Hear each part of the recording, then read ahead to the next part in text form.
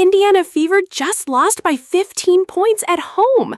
And that's the part that makes this hit harder. Caitlin Clark delivered 21 points on 66% shooting and still couldn't stop everything from unraveling around her. Once she did her part, the rest of the night exposed deeper problems, and suddenly the mood around the team shifted from preseason patience to real concern. Then came the response, and that's where the tension exploded. Instead of addressing the anxiety head-on, the front office released a long promotional social media post that felt polished, upbeat, and strangely disconnected from what fans had just watched unfold on the court. The reaction was immediate. The comment section turned into a wave of frustration, not because people wanted more hype, but because they were looking for answers. And in that moment, the gap between what the team said and what the fans were feeling became impossible to miss. And get this thing going the way it should be. Such a disappointment that we are still here. Caitlin deserves better. Folks and fans, they're getting aggravated. I don't know if you noticed, that preseason game, I get it, it's preseason, but Paige was in town, AZ Fudd was. Welcome back to WNBA Pro, the place where the conversation doesn't get polished, softened, or dressed up for comfort, just the clearest version of what's really happening on the hardwood. Because right now, something bigger than one preseason loss is starting to build.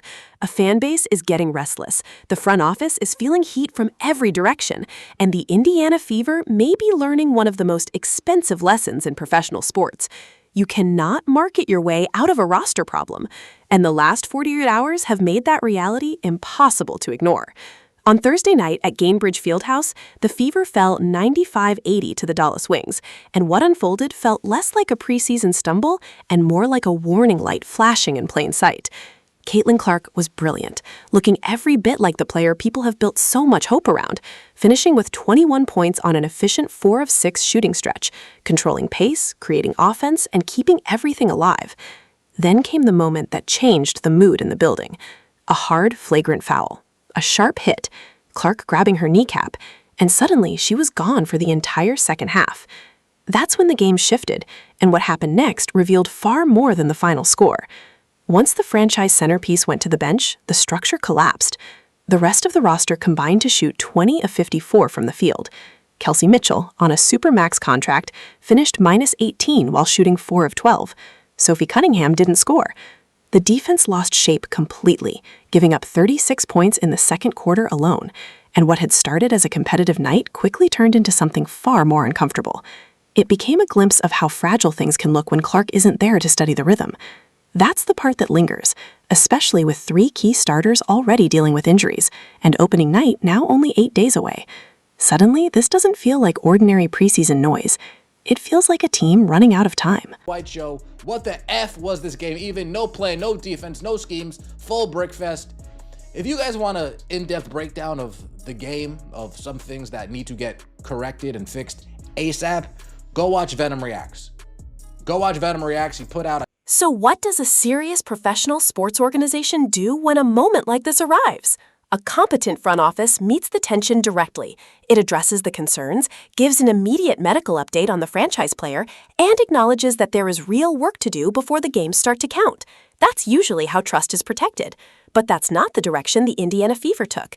The very next morning, instead of offering transparency or clarity, the team's social media account released a long promotional message about the upcoming season, and the timing made it land in the worst possible way. It read less like a response and more like polished corporate language, almost as if it had been generated by a machine. Clean, upbeat, carefully packaged, but strangely disconnected from what everyone had just watched unfold on the floor. It talked about the roster being loaded. It talked about championship expectations. It praised the fan base as the best in the WNBA. On its own, none of that would have sounded unusual. But 12 hours earlier, fans had watched a performance that raised real concerns, real questions, and real anxiety. And instead of meeting that moment honestly, the message felt like it floated above it.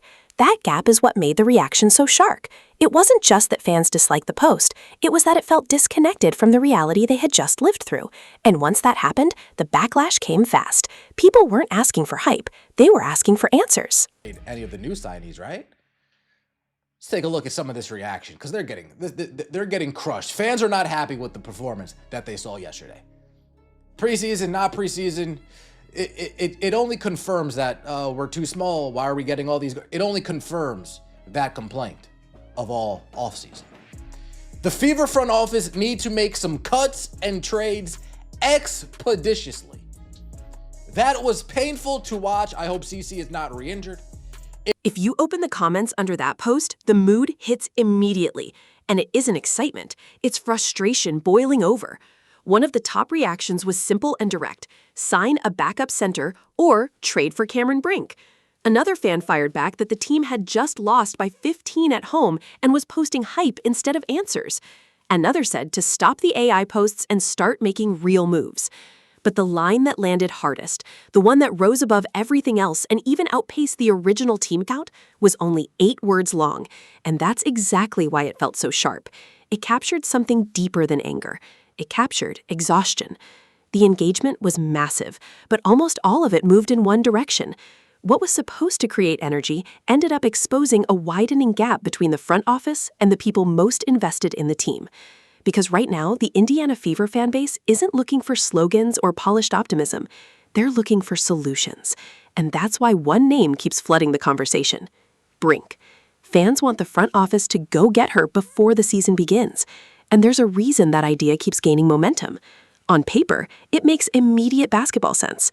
Brink, a 6'4" forward center for the Los Angeles Sparks, was the number 2 overall pick in the 2024 draft out of Stanford University, selected right after Caitlin Clark. She suffered an ACL injury during her rookie season, fought through rehab, returned in 2025, and quickly flashed the same two-way impact that made her one of the most coveted prospects in the class. She's long, explosive, instinctive around the rim, blocks shots at a high level, rebounds with force, and can stretch the floor with a three-point shot that keeps evolving. More importantly, she represents exactly the kind of physical, dynamic frontcourt presence Indiana is clearly missing right now. And once you look at the current frontcourt depth, the urgency starts to make sense. Aaliyah Boston has missed both preseason games with a lower leg issue, and without her anchoring the paint, the entire structure feels fragile. That has forced players like Monique Billings and Michaela Timpson into bigger roles. Billings struggled against the Dallas Wings, while Timpson showed encouraging flashes with 11 efficient points.